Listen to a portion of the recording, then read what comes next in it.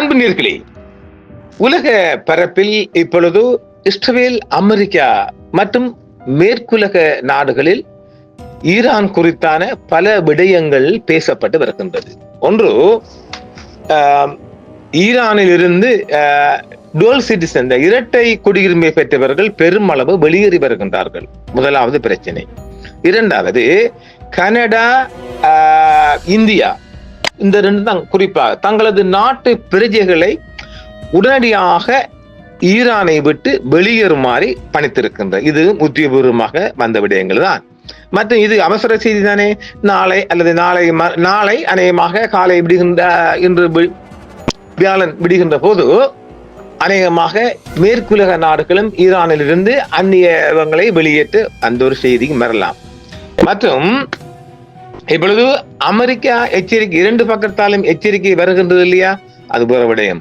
மூன்றாவது விடயமாக ஈரானின் மிரட்டலை பார்க்கின்ற போது, அதாவது ஈரான் மிரட்டுவது என்னவென்றால், எங்களில் தாக்குதல் தொடுக்கின்ற போது நாங்கள் பேரழிவு தரும் தாக்குதலை தொடுப்போம் என்றால் ஈரான் கையில் அணுகுண்டு வைத்திருக்கின்றதா என்ற பரபரப்பான கேள்விகள் தான் இப்பொழுது எதிரொலித்த வண்ணம் இருக்கின்றது. நாம் 6 மாதங்களுக்கு முன்பாக இஸ்ரேலும் ஈரானும் நடத்திய யுத்தத்தில் ஈரான் ஏற்கனவே அணுகுண்டு பரிசோதனை செய்து விட்டது என்று நாம் தந்திருக்கின்றோம்.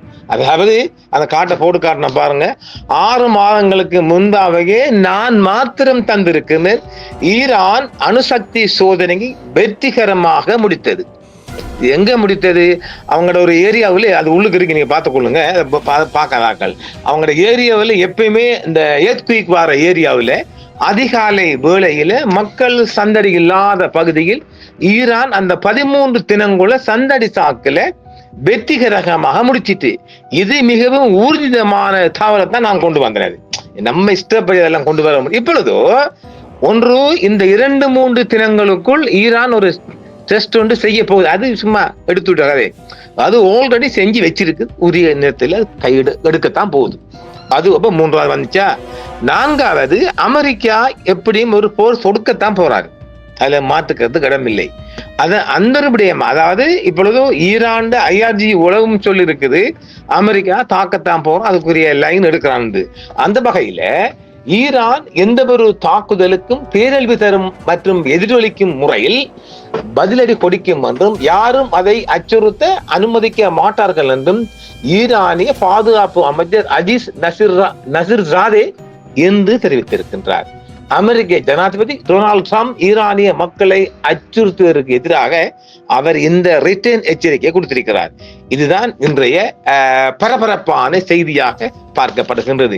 இது ஒரு புறம் இருக்க, ஈரான்காரன் நிறைய இந்த குர்திஷை அழிச்சிட்டான், பாவி சுட்டு கொண்டுட்டான். நாம் ஏற்கனவே சொன்னோம் இல்லை, அங்க என்ன ரோட்ல இந்த கடலோரங்கள் செத்த மீன் கிடக்கும் இல்லையா, அந்த மாதிரி மூட்டையா கட்டி போட்டுக்கிறான். இந்த சொந்தக்காரங்க தூக்கிட்டு போங்க.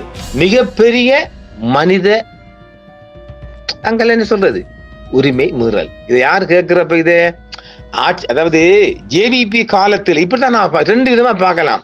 இப்ப நம்ம நாட்டுக்காரங்க பார்க்கற, தமிழ்நாட்டுக்காரங்களுக்கு ஒண்ணுமே இல்லை, அவங்க பார்க்க கிடையாது. மக்களை நீங்க இலங்கையை தான் பார்க்கணும். அதாவது நான் சொன்னதுதான், 90ஆம் ஆண்டு காலங்கள்ல புலிகள் வடகிழக்கில் ஏனைய இயக்கங்களை வேட்டையாடியது போன்றும் 2 கலவரங்கள் நமக்கு தெரிஞ்செல்லாம் 89 இவங்கட 88 வாக்குல நினைக்கிறேன், இவங்க யாரு JVP காரங்க அழிச்சது நமக்கு ஓரளவு தெரியுங்க. எல்லாம் முடிச்சா தெரியாது, ஓரளவு பயணம் அந்த மாதிரி தெரிஞ்சிருக்கலாம். 89, 88, 89 காலங்களில் இலங்கை ஸ்ரீலங்கா அரசு JVPயை அடிச்சு ஒடிச்ச போன்றும் இதுதான் இப்படித்தான் நடந்திருக்கு ஈரான்ல. நாங்க சொன்னமே, அவன் ஈரான் IRG உளவுப்படை இறக்கிட்டான், மூர்க்கப்படை இறக்கிட்டான். மூர்க்கப்படை இறக்கி சாத்தி உலகம் ஆச்சரியப்படும் அளவுக்கு கட்டுப்பாட்டுக்கு வந்தாச்சு. இப்ப தமிழ்நாட்டுல நீதி நியாயமான ஊடகக்காரங்க எல்லாம் சொல்றாங்க, நம்ம கொடுத்திருக்கிறோம். நாம் நேற்று தந்த செய்திகள் அநேகமாக நாம் கொடுத்த செய்திக்கு பிறகுதான் நோர்வே மனித உரிமை அமைப்பு மற்றும் ஏனைய அமைப்பு 600 பேர் 1000 பேர் கொல்லப்பட்டு நாம் கொடுத்த காலை மாலை செய்திக்கு பிற்பாடுதான் BBC தமிழ் சேவையும் கொடுத்துச்சு. ஏனெனில் அந்த அளவுக்கு செய்திகள் பெற முடியலை. இப்போதும் 50% கம்யூனிகேஷன் ஈரானுக்குள்ளே இல்லை. அதையும் விளங்கிக் கொள்ளும். கிடையவே கிடையாது. ஏதாவது இந்த லேண்ட் போன் மூலமாகவும் அங்கு இருக்கின்ற ஏதாவது ஒரு தொடர்பு ஊடாகவுமே இந்த செய்திகள் பரிமாறிக்கொண்டு வருகின்றது. அந்த அளவுக்கு அவங்க ஏஜென்ட் இருக்கிறாங்க. நமக்கு நம்ம ஜவாட் ஐயாவும் கொஞ்சம் செய்தி தந்திருக்கிறாங்க. அப்ப ஆக ஈரான் பாதுகாப்பு அமைச்சர் மிகப்பெரிய மிரட்டலை கொடுத்திருக்கின்றார். ட்ரம்ப் ஏதேனும் முட்டாள்தனமான செயலை செய்து ஈரானிய நலன்களை தாக்கினால் உலகின் எங்கும் உள்ள அனைத்து அமெரிக்க நலன்களும் ஆபத்தில் இருக்கும் என்று நசீர் சாதே கூறியிருக்கின்றார். அத்தகைய தாக்குதலை எளிதாக்குவதற்கு பங்களிக்கும் அல்லது தாக்குதல் நடத்தியவர்களின் சேவைக்காக அதன் தளங்களை வைக்கும் எந்த ஒரு நாடும் ஈரானிய பதிலடிக்கு சட்டபூர்வமான இலக்காக கருதப்படும் என்றும் அவர் தெரிவித்திருக்கின்றார். ராணுவ தயார் நிலையை மேம்படுத்த எடுக்கப்பட்ட நடவடிக்கைகளை மேற்கோள் காட்டி சமீபத்திய போருடன் ஒப்பிடும் போது ஈரானிய தற்காப்பு நிலைப்பாடு வலுவாக இருப்பதாகவே அவர் கூறினார். நாம ஏற்கனவே சொல்லிட்டோம். அது இவங்களோட இஸ்ரேல்ல தொல்லை கொண்டு வருமானால் ஈரான் தன்னுடைய அணுகுண்டை கையில் எடுக்கும். அது எத்தனை யாரும் மதிப்பிடப்படல. அவன் நம்ம தேவைக்கு ஒரு 50 ரூபாய் தூக்கி வச்சிருப்பான். அதுல எந்த சந்தேகம் இல்லை. அது இந்த 2-3 தினங்களாக சர்வதேச ஊடகங்களில் வெளிவருவது என்னவென்றால், ஈரான் இந்த ஷார்ட் பீரியடுக்குள்ள இந்த பவர் கட்டம் கொடுத்துட்டு கம்யூனிகேஷன் தொடர்பையும் கட் பண்ணி இந்த 2-3 தினங்களுக்குள்ள அவங்க இந்த அணுகுண்டு டெஸ்ட் பண்ணி பார்த்துட்டாங்க. இல்லைங்க, அவங்க அந்த போருக்குள்ளேயே செஞ்சு முடிச்சுட்டாங்க. அது உறுதியான தகவல், அதுல மாற்றுக்கிறதுக்கு இடமில்லை. மிக விரைவில் சில நேரம் இவங்க உத்தியபூர்வமாக எங்களிடம் அணுகுண்டு இருக்கு என்று சொல்லலாம். ஒரு 10 ஒளிச்சிட்டு 10 இருக்குன்னு கூட சொல்லலாம். அந்த தயார் நிலைத்தான் இது தயாராகவும் பார்க்கலாம். தனது பங்கிற்கு ஈரானிய ராணுவ தளபதி மேஜர் ஜெனரல் அமீர் ஹடாமி 12 நாள் போர் என்று அழைக்கப்படுவதற்கு முன்பு இருந்ததை விட இன்று தெஹ்ரான் அதிக திறன் கொண்டது என்றும் அவர் கூறுகின்றார். பயங்கரமா மிரட்டப்படுதுங்க. இருப்பினும் ஈரானுக்கும் எதிரான அமெரிக்க மற்றும் இஸ்ரேலிய அச்சுறுத்தல்களை உண்மையானவை என்றும் ஈரான் அவற்றை தீவிரமாக எடுத்துக் கொள்கிறது என்றும் அவர் குறிப்பிட்டார். முன்னதாக ஒரு அமெரிக்க அதிகாரி தெரிவிக்கையில், பிற்பகல் ஜனாதிபதி ட்ரம்ப் தனது தேசிய பாதுகாப்பு குழுவுடன் ராணுவ விருப்பங்கள் உட்பட ஈரான் தொடர்பான விருப்பங்களை பற்றி விவாதிப்பார் என்று எதிர்பார்க்கப்படுகின்றது. இன்றோ நாளையோ நம்ம கொட்டுவோமான்னு கேட்க போறார். நடக்கலாம். அதே சூழலில் பென்டகன் முன்னர் அறிவிக்கப்பட்டதை விட ஈரானை தாக்குவதற்கு பரந்த விருப்பங்களை ட்ரம்பிற்கு வழங்கியதாக ஒரு அமெரிக்க அதிகாரி கூறியதாகவும் இந்த நியூயார்க் டைம்ஸ் ஒரு செய்தி என்று வெளியிட்டிருக்கிறது.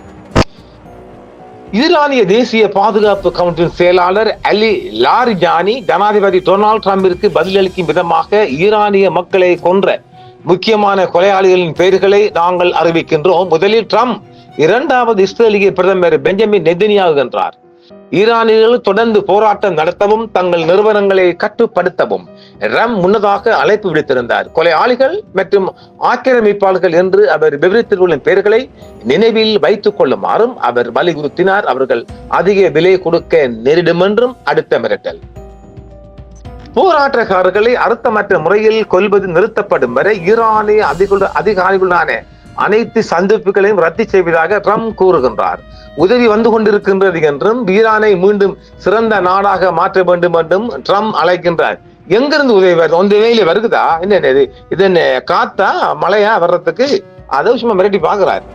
ஈரானில் தேசிய நாணய மதிப்பு மற்றும் வாங்கும் சக்தி கடுமையாக சரிந்துள்ள நிலையில் வாழ்க்கை நிலைமைகள் குறித்து தொடர்ந்து 3வது வாரமாக போராட்டங்கள் நடைபெற்று வருகின்றன என்றும் இணையம் கிட்டத்தட்ட முற்றிலுமாக துண்டிக்கப்பட்ட நிலையில் பல ஆர்ப்பாட்டக்காரர்களில் அதிகார எதிர்ப்பு முழக்கங்கள் எழுப்பப்பட்ட நிலையில் போராட்டங்கள் நடந்துள்ளன.